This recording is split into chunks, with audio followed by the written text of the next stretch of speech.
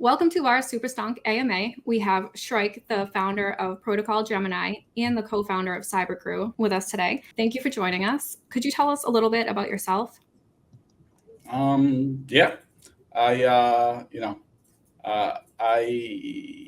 have been a part of the community for a while now.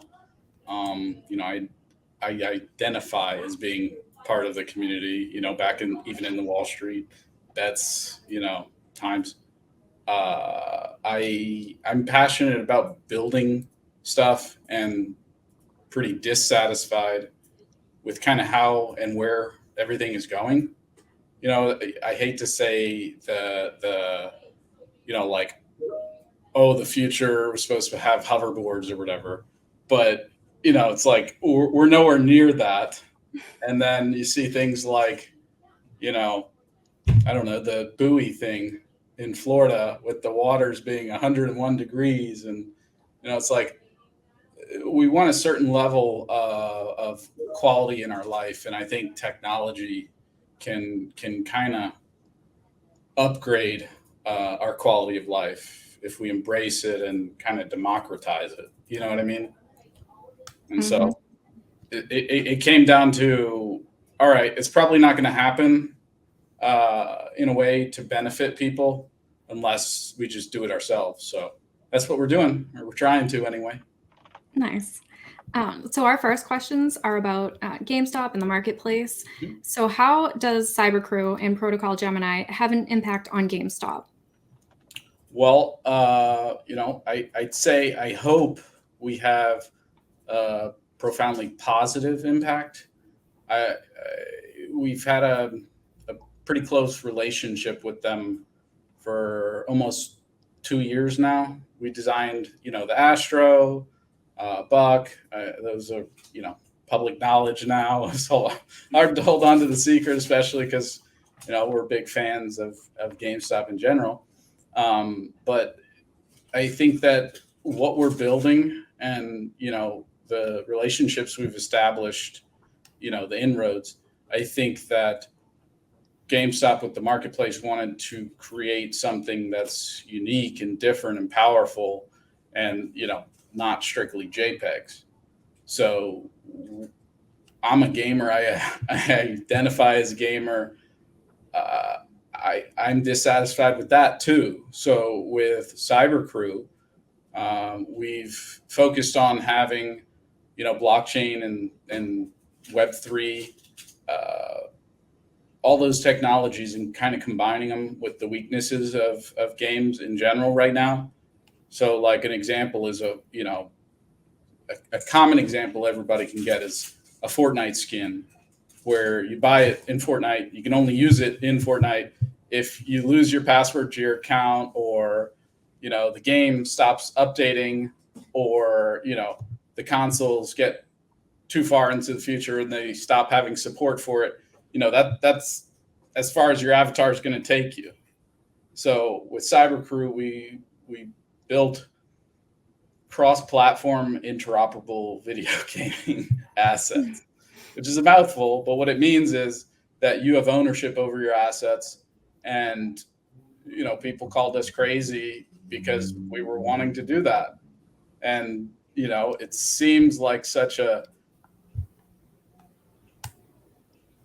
it's going to be a hard battle, I think, but once there's that turning point where, all these companies are on the sidelines watching to see how it plays out, not specifically us, but when you have that much control over your IP and your ecosystem, you don't want to give up that control. And I think that when gamers demand more, they'll get more. But until then, when you do a pre-order and you get a crappy game, I mean, you put your money where your mouth is, right? Yeah. I'm not calling out any game or anything. Yeah. Since CyberCrew is the top collection on the marketplace, what advice would you give other creators or to any potential creators? Yeah, that's a great question. I don't think there's like one set of, advice, but I'd say stay true to what you promise. and err on the side of under promising, because people and your supporters expect something from you. And if you promise them the world and then it doesn't, they're disappointed, you're disappointed, it puts stress on the relationship you've established as a creator, so under promise, over deliver is what we try to do with everything that we do. And with everyone these days, being fairly impatient, myself included, it takes a while to build stuff that's really great. And there's certain things like with our phase 2 for CyberCrew, we're held up, some because of legal stuff or NDAs or all this stuff. But like, it might take a little bit longer, but I think it's the end result will really benefit people if you do it the right way. You know what I mean? Mm-hmm. So getting patents, getting the trademarks, and establishing inroads, and really just focusing on like core infrastructure for the long term. But specifically for artists, start with something that you can build on. You know what I mean? Like, start here where you've got this solid foundation and you are rewarding your supporters and not burning any kind of bridges, and build on that. You know what I mean? Build a reputation, a trustworthy reputation. Yeah, someone had replied to that question when I was looking at the question thread, and they were like, saying how, be there for your community and, do right by your community, basically. Yeah, because I mean, that's what it is. I think that's really one of the big promises of Web3 is like, we're down in the trenches. You know what I mean? Especially us. I think we're one of the few like fully doxed teams on the marketplace. And I think that, not necessarily talking about myself, but it takes a lot of confidence and for sure, yourself, and you know what I mean? But I grew up in the South, and, you are your reputation, you know what I mean? And with Web3, if you're down there with the community, responding to feedback, not shying away from, hard questions or criticisms, I think that's really how you build a reputation. Yeah, I agree. Will the GameStop Marketplace game itself be an NFT and thus mean we own that copy and can do what we want with it rather than it being a license to use the game? I'm not sure how to interpret that because it says GameStop game. Yeah, I don't know. Thinking they mean is like any game on GameStop, are you buying a DLC or something like that? I assume that's what they're getting at. Let's go with that. Yeah. I can't speak for other projects, but I think that, again, going back to the Fortnite example, again, I'm using Fortnite as an example because I think they do like 60 billion a year, and it's a free game. I think that model is a successful one for a reason. And I think that, GameStop Marketplace can be a platform for a similarly successful game, especially if you have added utility. You know what I mean? Like, imagine having a weapon you can buy on the NFT GameStop Marketplace that's cross-compatible with 4 different great games that you love to play. Yeah. I mean, that's the vision I bought into. Right. That would be nice. Is it possible to create an iOS game that includes in-game items in the NFT marketplace? That is a legal one. I probably can't get into like specifics about, because especially here in the US, it's always changing. Apple's in multiple lawsuits right now, figuring that out, and they don't really like NFTs. And then I think the US is in kind of like an on the fence position on Web3 and crypto and all that stuff in general, which, makes sense, but they've got to figure it out. You know what I mean? It's kind of like the same argument as net neutrality. It's like, can you all educate yourselves before you make laws on this stuff? And I think well, yeah, I feel like we need to be the ones like writing the letters to make the laws for this kind of stuff in order for it to go in the way for GameStop to be successful, right? Because it is so early and they are right now making the laws for all of this. yeah, I think, it really, I think the majority of people, and I hope I'm speaking for the majority of people when I say this, but I think the majority of people are used to being kind of silenced or not heard. So it's like, oh, if you don't hear me, I'm going to stop talking. And we need to do the opposite of that. I think we need to make noise and show people and talk to people and engage with people because, again, the majority shouldn't feel silenced. They're the majority. You know what I mean? Right. And we need to use that to get the things that we want collectively, as a community, I think. I agree 100%. Definitely. Some people are really excited for the Zen Garden. In terms of 3D space available to play, is this comparable to the Loft? Other than obvious cosmetics, are there any advantages to scoring the garden over the Vaporwave? That's a great question. I'm kind of partial to all of them. And I think when we got asked this question, the Zen Garden hadn't been released. So we just released it today. This is the day of the release. I'm actually able to show you. But the kind of exciting thing, I think even more so than releasing a new Metagate, is that we had our first update, the Serenity update. And what's cool about that is that's actually a huge update where all of the metagates, all our previously released, including the Zen Garden, will get that update and all the features. So I think a lot of people understand, games, and if they think about metagates being in beta as a game, we're pushing out DLCs like nobody's business, and they're free, and you'll get continued support. So I don't know if now's a good time, but I'd love to show you around and see what y'all think. Yeah, for sure. Yeah, let's go. We should definitely get to the what the updates are too. Like if you could Oh, cover yeah, that yeah. a little bit. I think it'll be easier for me to just show you too. Oh, perfect. Awesome. Can you see my screen? Mm-hmm. All right, so this is your Zen Garden, right? And once you have it, you can go to,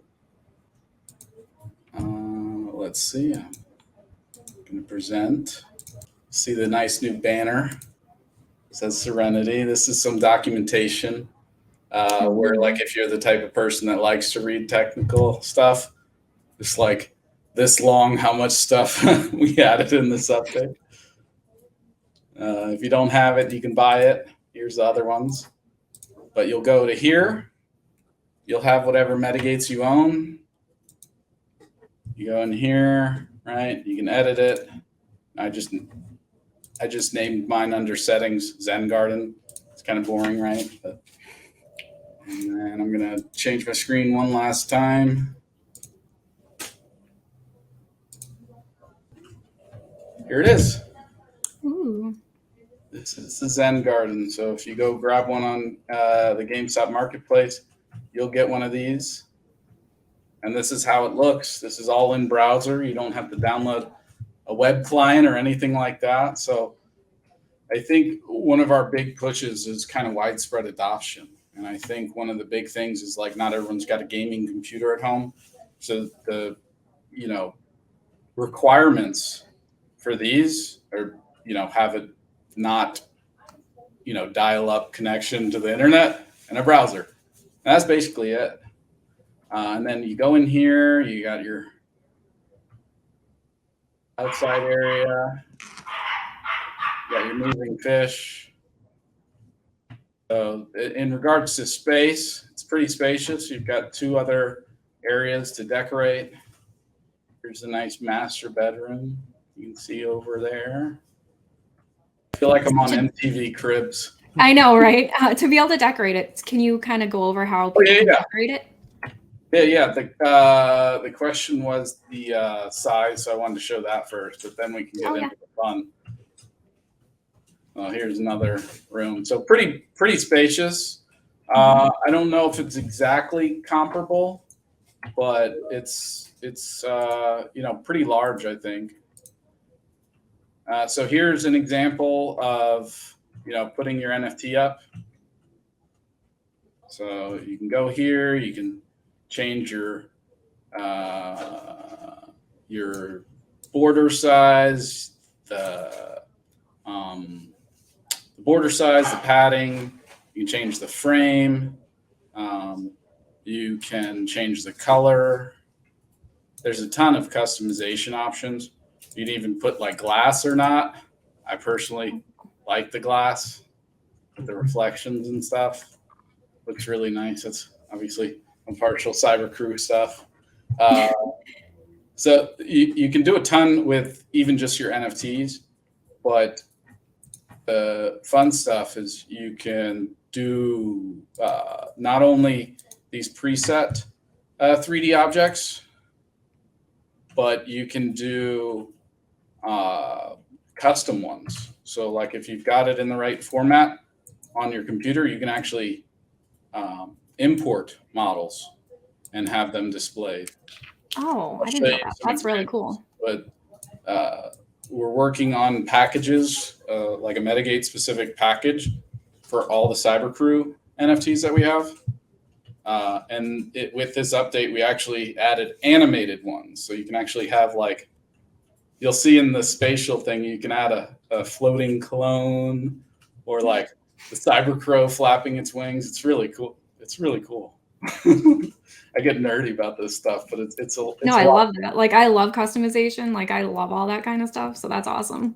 Yeah. Can you put any NFT in there? Or not any just yet, but we just added the layer 1. So you can actually do all your layer 1 NFTs as well. I just made this really small, but you can make it big and move it. But actually, I'll make it just a little bit bigger.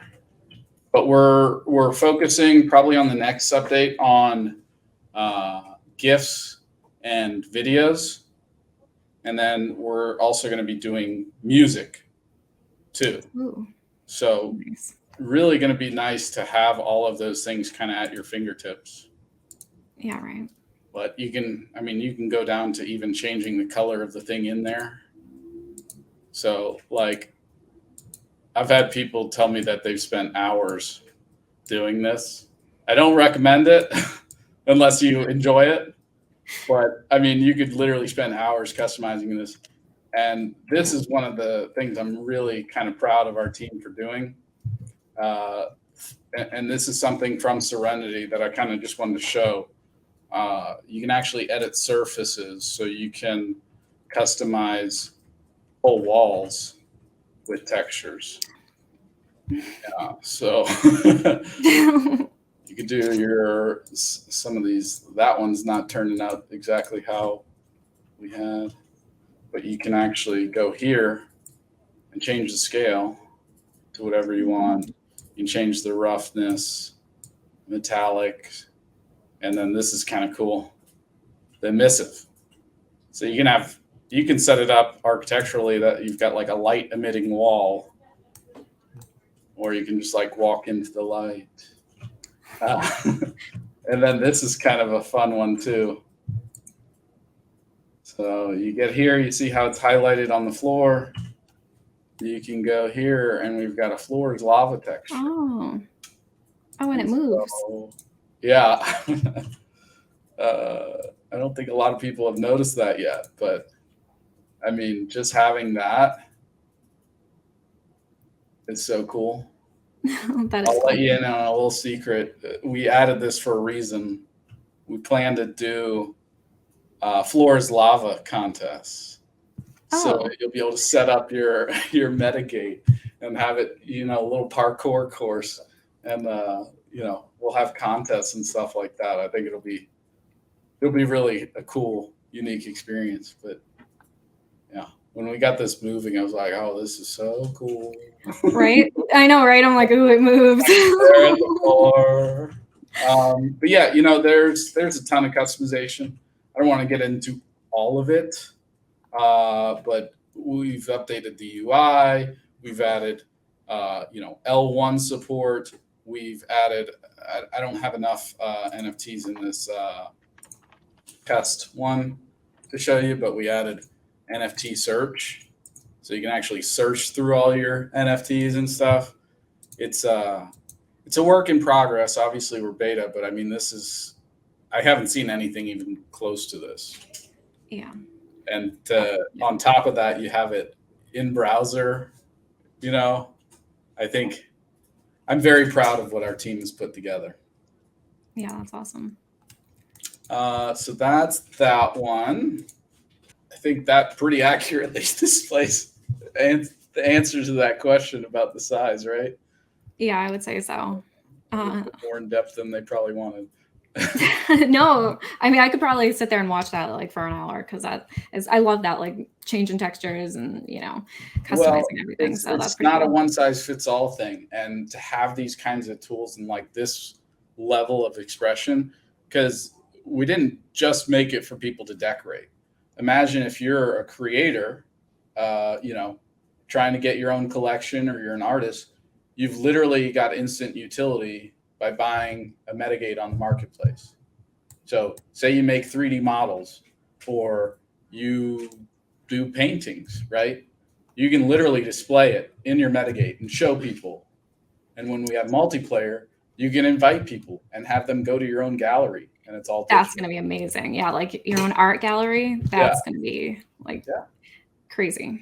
I mean, so what would have taken months and months and tens of thousands of dollars for someone to do on their own, they can pick up on the marketplace for $50 and totally customize it. That's awesome. Yeah. Crybad's gonna take it from here with a few questions about CyberCrew and Metagates. Before we move on to the Metagate questions, when you're talking about customizing and bringing in your own NFTs, what file types or do they need to be, or what programs do you need to do to make that happen? It's actually going to be really simple, especially because we're optimizing the CyberCrew assets. So you'll have ready to drag and drop kind of format. So typically with web, GLBs, are the standard, 3D format, because you can bake your textures in, you can have your animations in there. It's as close to drag and drop as possible. So like when you see on the marketplace, the one that you can actually click and move around. So like on our marketplace, like our items for each Metagate, we've made a GLB. You can actually move it around. Obviously, that's just a representation of the Metagate. They're way bigger on the inside, Doctor Who fans. But the GLB is kind of the standard format for that. And with CyberCrew, we're making those, easily accessible. So you can just download it, drag and drop, upload. So wait, hold on. So someone else. Okay, because I have made lots of like GLB files. So you're saying I could put my own things into there, no problem? Exactly. Oh, wow. It's like Neo in the Matrix, he's talking to, and he's like, "What I'm telling you is you won't have to." That's like great. Well, because then you can. I'm sure you probably already do this, but you could like share the file for the avatar, and then people could make different things for it, right? Yeah, exactly. Wow, that's awesome. I've got a couple patents we're submitting that will really kind of open up the possibilities for people. And really, when I talked earlier about one of my core kind of beliefs being democratizing technology, I think it's kind of the same thing with creation and tools and stuff. Like, I want no code, no software experience, needed tools for people to build and create things. It should be a UI like drag and drop and, click this and customize. And that's really what we're striving for. So I think every update that we're going to release, people are going to, there's going to be a new batch of people that are like, oh, aha, this makes sense. Mm-hmm. But I think that obviously there are certain standards that it'll have to meet, but if you've got a GLB with its textures baked and it's, under like 40 megabytes, you can just drag and drop right in your Metagate in 5 seconds, Oh, wow. I did not know that. That is really cool. Yeah. So as a side note, I'm relatively new to blockchain and Web3 space, and I've had multiple mods have to explain it to me like I'm a golden retriever. Usually when we're talking about CyberCrew, it's mentioned in the same breath as Protocol Gemini. What's the differences between the two? Where do they overlap? It gets a little tricky, and trust me, there's tons of people that don't understand where CyberCrew ends and Protocol Gemini kind of begins. They're definitely separate, but they're both kind of moving, pushing the bar up and moving things forward. So with CyberCrew, it's I own it with Engwin. We're partners on that. And it's mostly focused on cross-platform interoperable video game assets and kind of pushing that forward where you have control over your assets. And then you also have, easy token gated access to your files. So like if you get an NFT for CyberCrew, you'll have full file support that you can just, you buy it on the GameStop Marketplace, you go to the CyberCrew website, you can literally go there right now, buy it, and within 30 seconds, download all the corresponding files, upload it into whatever you want. And so that's kind of stage, or I call phase one of cross-platform interoperable video game, is like you have access to the files, and in pretty much any game that lets you upload your own custom files, you're ready to go. So like we built avatars, based on Unreal. They're rigged. Most games these days are, at least at a certain level, are usually using either Unity or Unreal Engine. So we're actually working on making 3 packages. So one is going to be Unreal Engine, like a package. You get all your files, Unity specific for like anything Unity. So like Spatial's built in Unity. There's a lot of mobile apps that have Unity. And then Metagates, which is really that kind of user friendly. But that's what CyberCrew does. We're also building video games for you to play. There just really isn't very many good games in Web3 right now, like fully fleshed out or anything. And most of them, they say like, so it's like Web3 gaming when it should be like a game that just happens to leverage Web3. You know what I mean? So I think people just need more kind of show and tell. So we're also building games. We've got actually Fortnite made a huge move with their UEFN, which is basically like a creator economy for custom games. So we've started building in Fortnite, and you can actually see and play around with CyberCrew items and whole kind of CyberCrew experiences.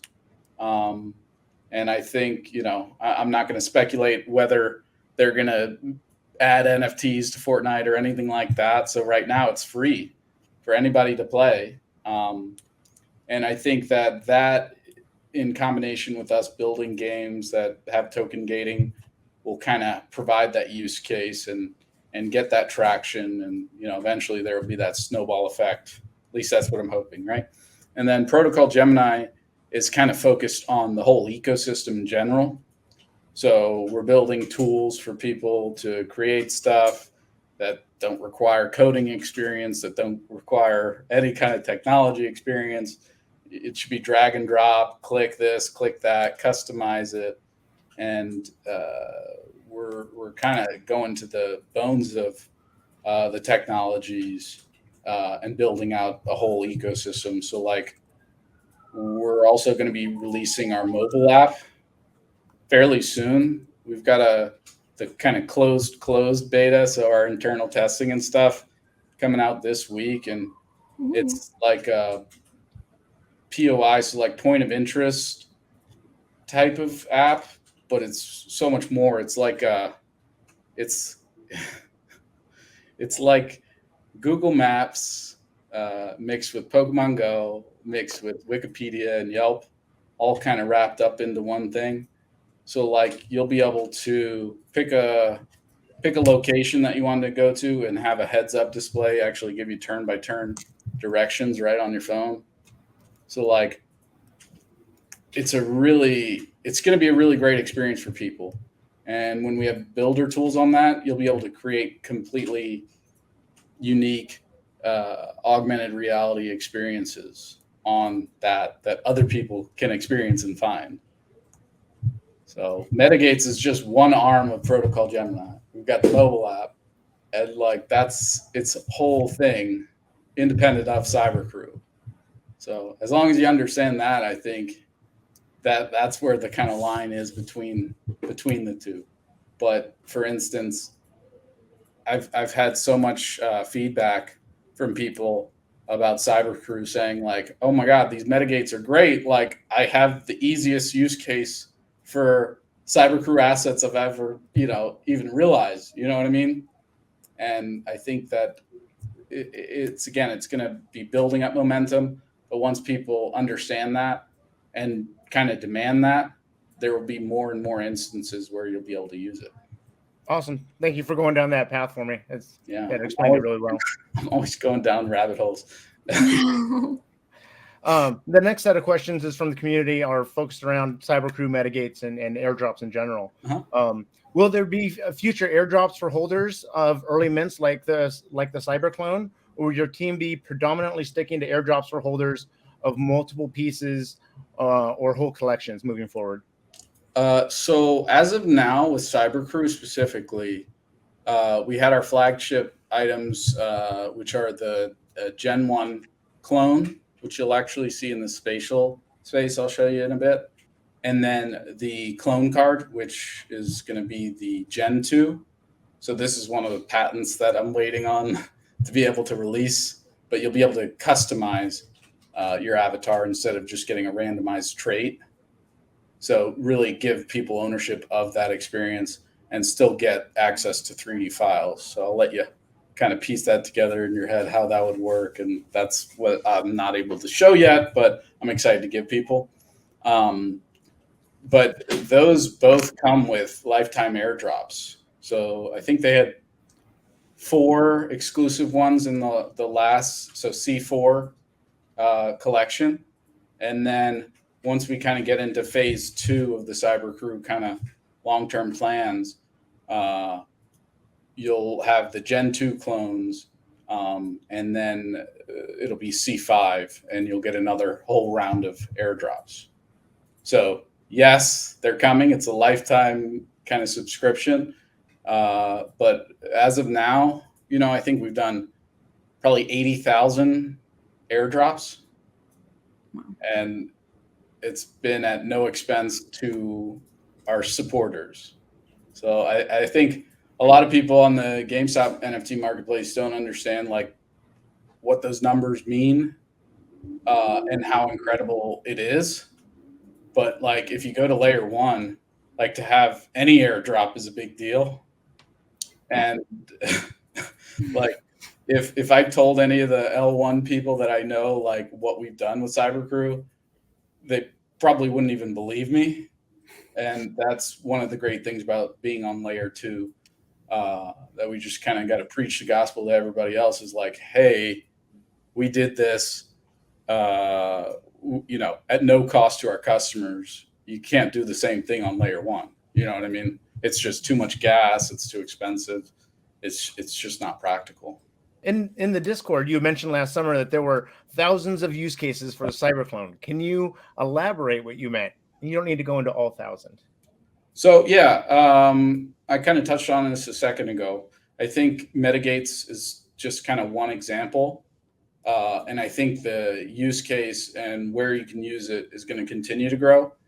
But again, kind of going back to the Fortnite example, I hope I'm not saying Fortnite too many times, but it's all positive stuff. But I mean, they announced the UEFN, and within 30 minutes, we had a cyber clone do breakdancing in a Fortnite map. You know what I mean? We had it on the sub. Yeah. So, like, that's two examples right there. But when you give people ownership over their assets and their files, that opens up so many possibilities that, you know, it would take a whole call to go over. But, you know, Bone Labs is a game that you can get off Steam, and it lets you import files. So as long as you can import the file, you're able to use it. So you don't even need to build out a whole game to use it. And I think a lot of people, you know, have a disconnect there where they're like, but CyberCrew doesn't have a game yet. And it's like, we don't have to, because we give you access to the files and are focusing on building more integrations and functions for it. So I've seen, you know, I've seen the cyber clone in spatial. I've seen it in Fortnite. I've seen it in Metagates. I've seen it in Somnium Space. I've seen it in a couple games that are at various stages of development. I've seen it in Oxia Origins, which is like a layer 1 NFT Web3 game. I've seen it in Cureverse, playable, you know, character. Like, those are 7 off the top of my head. You know what I mean?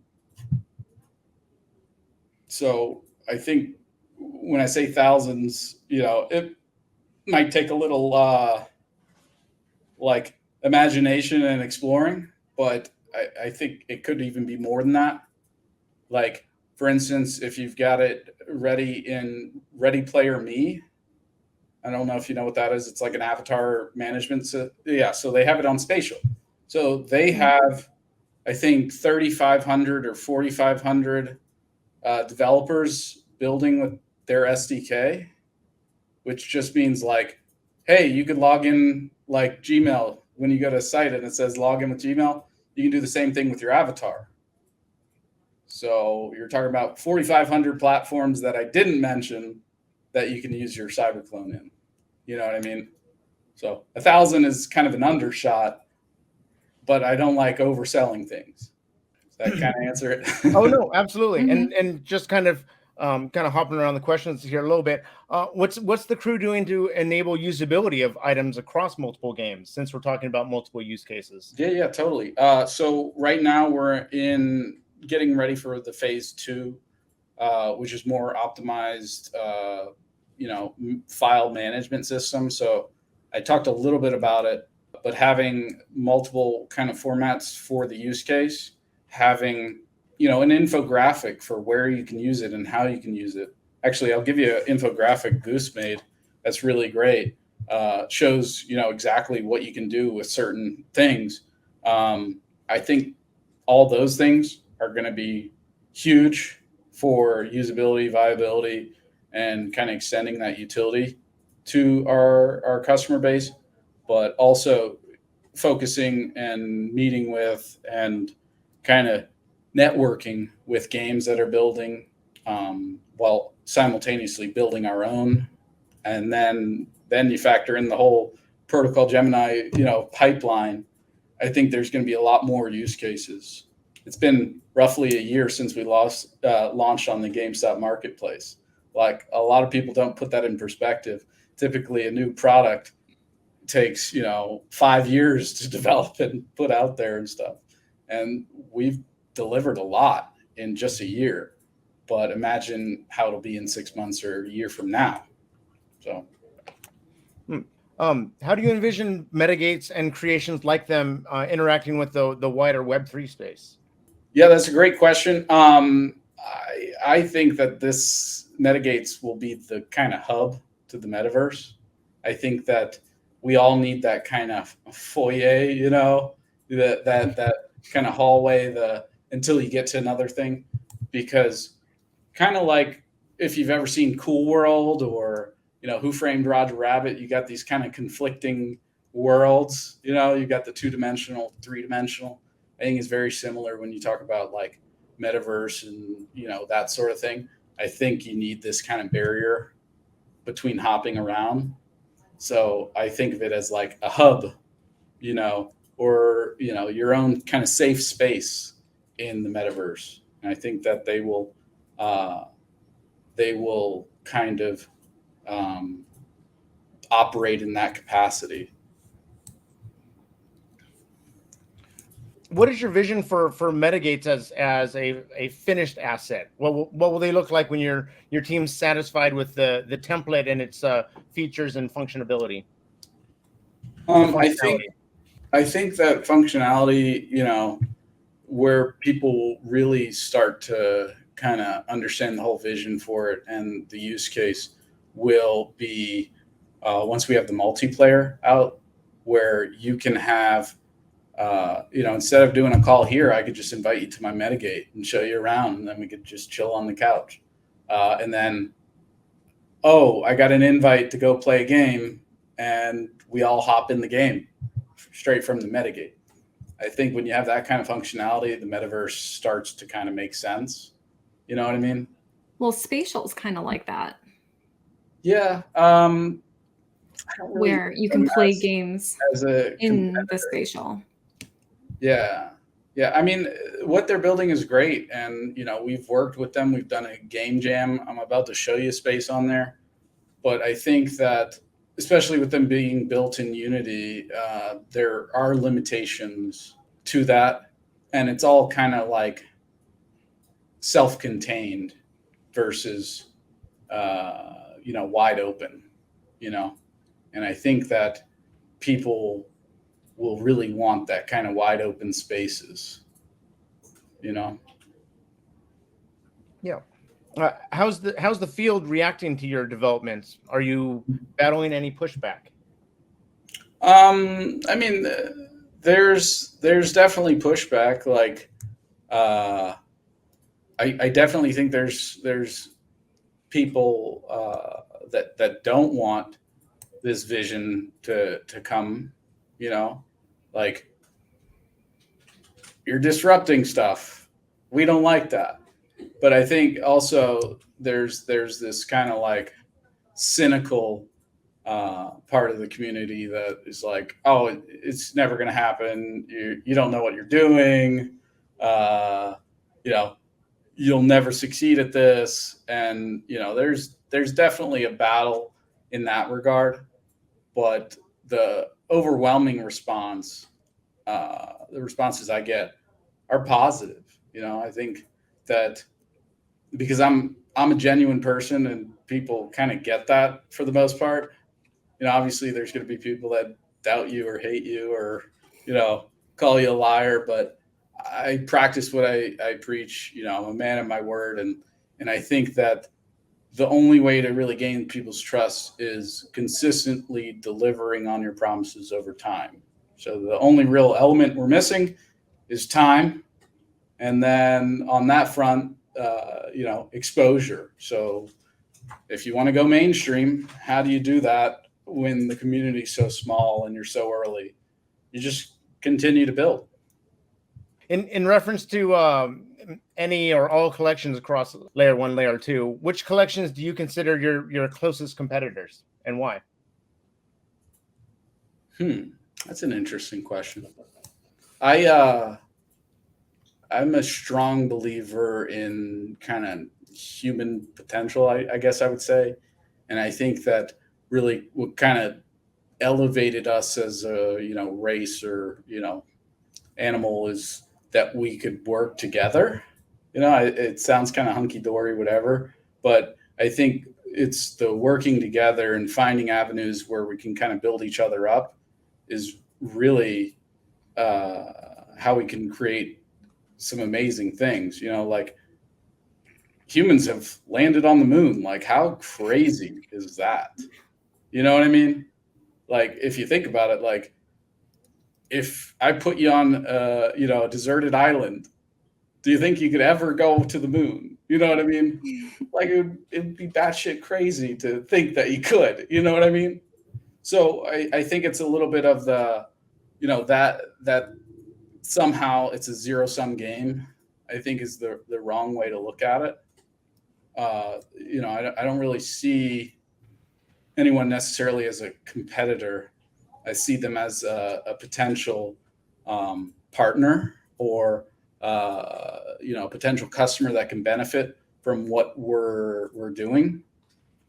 And that's how I look at it. It's kind of like, why are y'all fighting over the quarter on the floor when there's a table right behind us with a bunch of cash, right? Like, not to use a money example, but like the opportunities are there if we just work together and kind of build instead of fight over stuff. So I don't really see anyone as competition. And I think this community, L2, Web3 is just like so tiny compared to the potential that it has. So y'all need to stop fighting over, the quarter on the floor. So do you want to go into spatial maybe, and we'll do the final questions there? Yeah, totally. Oh, crybad, that does look like you. That's funny. Are y'all in this space already? Yeah. Oh, there you are. So this is a space Goose made for us. Oh, speak of the devil. Hey, Goose. Oh, he's sitting up here with me. Wait. Oh, nice. Having a party. Oh, yeah. Look, this is a party. There's a floating clone in the background. Hey, Goose. Nice of you to stop by. Yo, what's up? I can hear you. We're in spatial here. We got a space set up. We got a couple more questions. Whoa, look how high I can go. Oh yeah, turn the gravity down. Hey, woo! We're all just jumping. This is awesome. Yeah, who's put this together on a moment's notice for us? This is very nice. Yeah, I've played Gamer Ring, right? I've played like GameStop Family Feud together. We played the game that they made for the competition you guys had. Game Jam? Yeah, that was fun. Yeah, that was I was really impressed with that. Right? It was so good. I beat the game. I was like, woo! I did too. That was it was really well put together. Yeah. I was excited by it, kind of all the entries, but anyway, this is in spatial. We've got some of the kind of buildings and stuff we've made that are in Fortnite. There's a soon to be released game on Fortnite, a game type, which I think will give you the info on here, but I think it'll launch Monday. I'll get you guys the exact date. Anyway, we can showcase our metagates. See that? Oh. So that's the Vaporwave, not Vaporware. Oh, cool. Goose, where are you going? There you go. All right. And then Modern Loft, which is a GameStop exclusive. It's the one most people have seen already, I think. Mm-hmm. It's cool. So this is a GLB format. So see that? That's the type of thing that you can actually put in a metagate. So you can have a metagate inside a metagate. Whoa. Metagate inception. Here is the Zen Garden. So this is my favorite that we've released so far. And y'all can click the links, but I don't want to do that right now. I want to take you up here. Little secret. I have a quick question. So Metagates, is that, so not only, okay, you can put GLB files in it, but is it also a GLB file that can be placed other places? So yes and no. The metadata that's saved for the NFT has a thumbnail and a GLB, and you have the access to that file, and then you can put it as a file in there. The actual Metagate system is kind of like a game engine in browser. So you can't really take a whole game engine browser with you somewhere, but it's got a corresponding file. if that Got makes it. sense. Okay, Yeah, that think makes of it yeah. like So a- you can have it, but just not the stuff inside it, kind of. Yeah, like you can't have the little thing down there and like go inside it and place furniture is what I'm saying. Right. Okay. Like, Yeah, that makes sense. that's Well, what that's it is. So cool. it's like a representation of it. Yeah, think of it like a thumbnail version of the 3D model. Yeah, basically. Very cool. Here's a little secret. Okay, tell us something good. Yeah. We acquired a metaverse car company. We haven't released it yet. We haven't announced it yet. We were working on the rebrand, but here's one of our cars. Wow. So how CyberCrew does avatars, weapons, and equipment, we'll have a whole branch in Protocol Gemini devoted to vehicles and cross-platform interoperable vehicles. We've got already an integration with Omega District 88. It's Lucas Hahn, I think Lucas Hahn, Domi, Vicaro, Fed Holes. They're building a whole racing game. So imagine being able to buy an NFT and have, a whole car that you could race already in a game. So you can race for pink slips Pink slips? or whatever the Red packets. for titles. No, for the title of the car, right? So you can actually say if you raced, like Fast and Furious, where they raced, and then I get you now. Yeah. I thought you had heard some secrets. They're working on why? Tell me. They're working on. Well, I'll tell you now because I already blew it. But they're integrating red packets. So on Loopring, if anyone's familiar with red packets, and I'm helping them. I don't know if you guys do this, but we're partnered with Loopring. They're a technology partner of ours, and we're helping them get their great technology integrated into games. But one of the things that team is working on with the races is red packets for like winning races. So imagine being able to win a race and get prizes in the red packets. You can actually just scan a QR code and get, a prize NFT or something like that. I love the red packets. Yeah. They're awesome. There were a couple in the game jam if you played any of those. Oh no, I didn't. The free ones to win, yeah. I think Sunshine Oasis had a couple others. Here are also some of the worlds we're building in Fortnite. This is a little preview of what it looks like. The one we haven't released yet, but will be. And it's going to be really cool. We've spent a lot of time and kind of pushed the boundaries of what the current UEFN lets you build. But I think people are really going to have fun with that. And like I said, these are free to play. We have some of the island codes here, but we did like a kind of Cyber Crew themed kind of Mario Kart that we're building. We've got like a capture the flag map. We've got just a clash kind of map.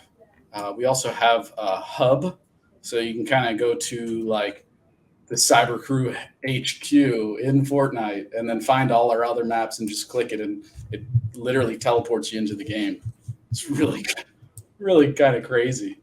But yeah, I think we still had a couple questions, right? Oh yeah, sorry. I'm like No, I mean, distracted. this is here for it. Okay. All right, let's get back to business here. All right, what time frame, if you had to guess, will NFTs become mainstream and used commonly across all platforms? Yeah, that's a great question. I get that probably every week. There's not like I'd be crazy or stupid to kind of quote a date or something. But I think that you can kind of get an idea or an indication of where things are going and what's going to happen. And I think it's going to be like, it's going to start kind of like a trickle, and then it'll gain momentum, and then pretty soon it'll be like kind of accepted practice. And I think one of those big momentum things is going to be mobile and like consoles. So like Xbox, PlayStation, those sorts of things. If they kind of open up the Pandora's box and allow that type of stuff in there, there's no going back. But they're very particular, and it's a very closed kind of system. So I think somewhere between full integration into consoles, where it's like everyone, so many people have a console at home, they go on their couch. Not everyone's got a gaming computer again. If you can lower that barrier to entry and give people something really fun to play with, again, kind of going back to the focus on the gaming part versus the Web3 part, I think there's going to be a turning point. And I think that moves like Spatial, I think they just opened up, an in-platform economy for creators. And then UEFN, which is literally built for people to create stuff and share it. And then they, promote it. I think that those moves are pretty good indication that it's coming soon, but how soon, I don't know. I'm not going to speculate or anything like that, but I think it just kind of reinforces that all these kind of crazy ideas and beliefs that I have and what we're building are I mean, it's definitely encouraging. I'll put it that way. Yeah, pretty much just make it fun, make it easy to use, and everyone will do it. I mean, there's a saying, you focus on the UI UX and everything else follows, kind of like computers with the Mac. The thing they did wasn't necessarily a technology breakthrough. It was a UI user experience, that was enjoyable for people. And that's when you have that big turning point. Yeah. Oh, another kind of example on that is streaming. So I've talked to a couple people that have worked closely on things like, the Disney Plus app, on your smart TV and that sort of thing. Basically what it is it's a highly optimized browser. You know what I mean? So you're opening a browser window on your TV, but it doesn't feel like that, does it? Right. It's enjoyable. You're not like scrolling with your mouse to the corner, or I don't know if they still do this, but the laptops with the little red nipple in the keyboard. Yes, they still have that. Yes, that's a thing still. It's the worst. It's literally the worst. Like, yes. Imagine trying to zoom in on something on, Google Maps with that little red nipple thing, It's awful. Yeah, it is awful. All right, next question. What are you and your team's thoughts on interoperability baked into the base platform developers build on versus individual developers porting each other's assets into their games? Could you give us some pros and cons of each? And what do you think we're more likely to see as a public standard as Web3 develops? Ooh, this is a complex question, but I like it. Yeah, people have good questions. That's great. Like, you think toilet paper makers get these types of questions? No. Yeah, right. Like, I love these. It shows that people think about this stuff, and yeah, I think thinking is the first step to using it. And the way I look at it is everybody here that's interested in this stuff are the early adopters. You know what I mean? It's like the internet boom, the people that were interested versus the people that are like, I'm never going to use an email, but not to hype it up or anything. But I think it's probably going to be, to answer the question, it's probably going to be a bit of a mix of both. So like right now, there's not a ton of tools for creators to do stuff. And I think that Metagates are a huge step in the right direction for them, people in general. But like I've had so many artists, especially in the L2 community, come out to reach out to me and be like, wow, now I don't have to hire all these developers to make something that I want to build. Like, I can just use a Metagate and decorate it and show people and like take a screenshot of, this table I made. I'm proud of this table I made, and like, who else am I going to show? Like, I can't show people on my phone a GLB 3D model. Like, traditionally, you'd have to send them have software and open it up on your computer. Whereas with Metagates, you're able to stage the whole, gallery show off your table in a room, and you can take a screenshot of it and send it, to your mom. Hey mom, look at this thing I designed. Oh, that's cool. Yeah. Those types of tools, I think, are really what's going to kind of open up the floodgates, because I think there's so many creative people that want to communicate and express themselves. And, like, everybody's got jobs these days, right? Like, where do I find, I don't have time for another hobby. You know what I mean? Yeah. Like, so I'll give an example of Angwin. He's been doing 3D stuff since he was 13, He's very, very talented. But, like, say you're in your 30s, and you're like, oh, this is inspiring. You'll start, you'll be inspired, and then you'll give up because it's like, I don't have time for this. So to kind of lower that barrier to entry, I think is going to be the kind of opportunity for people to really express themselves in a way that's never been possible and kind of communicate with each other.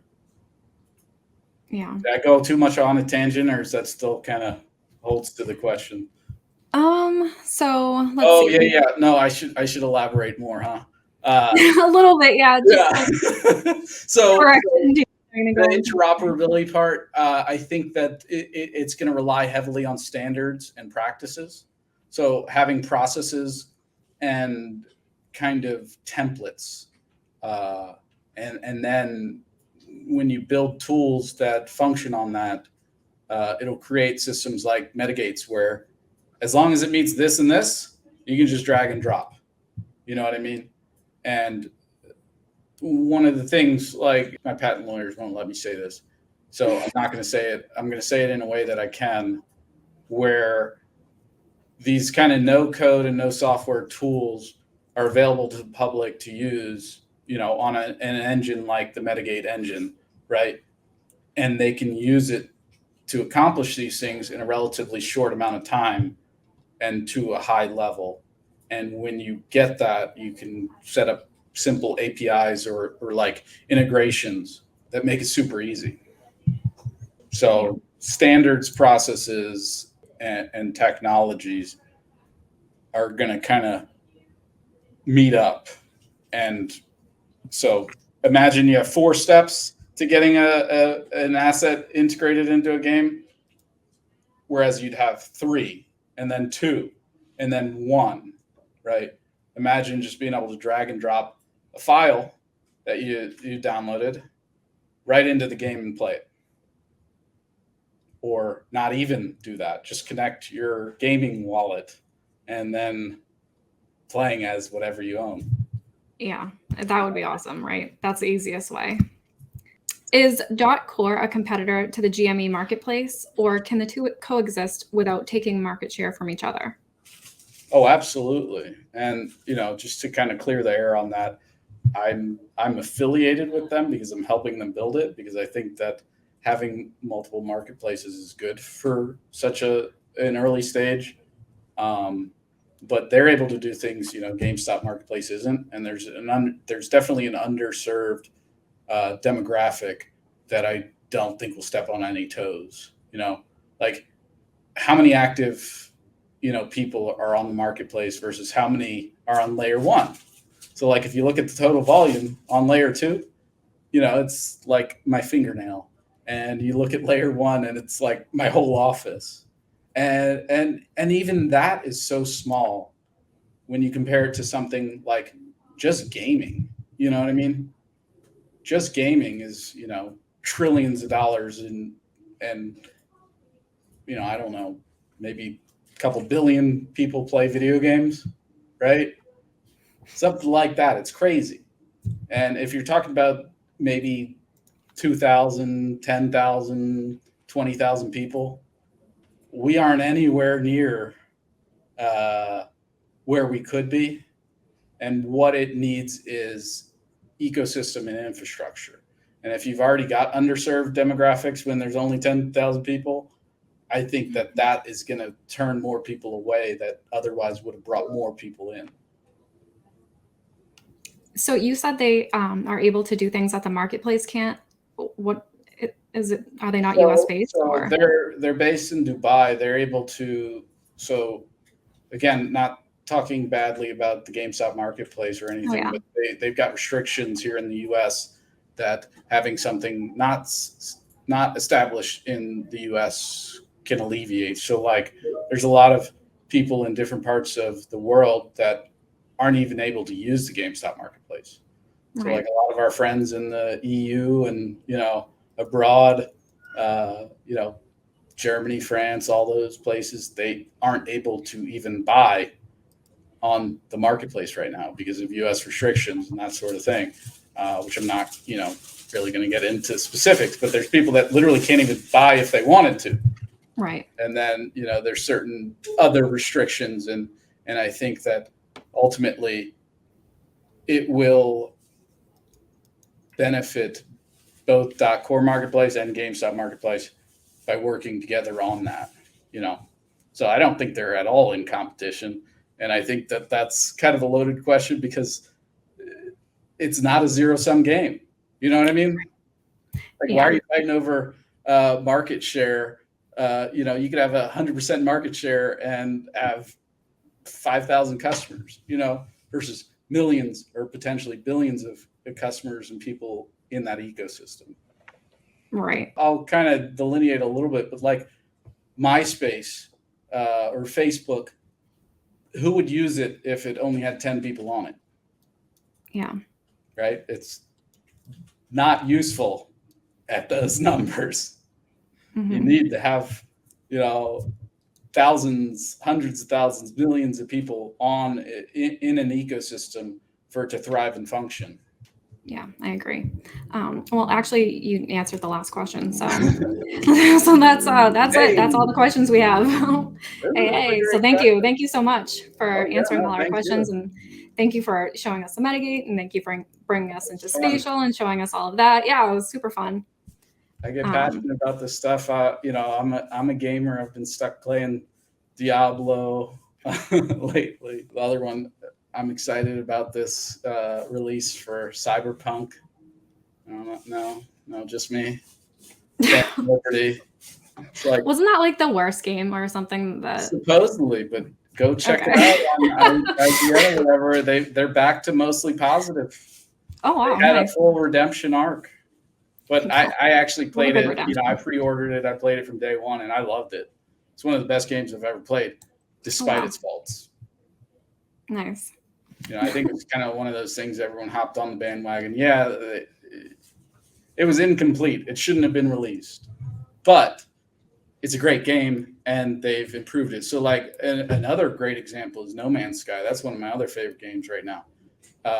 They've been developing for, 7 years. Like, they released, 7 years ago or something crazy. And they've continuously put out updates. And now it's one of the highest rated games. You know what I mean? And I think that kind of dedication to your community and your product,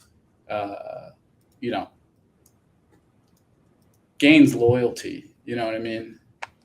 Mm-hmm. And I wish more people were that passionate about what they're doing and, not give up at the first sign of something. Yeah, true. Yeah.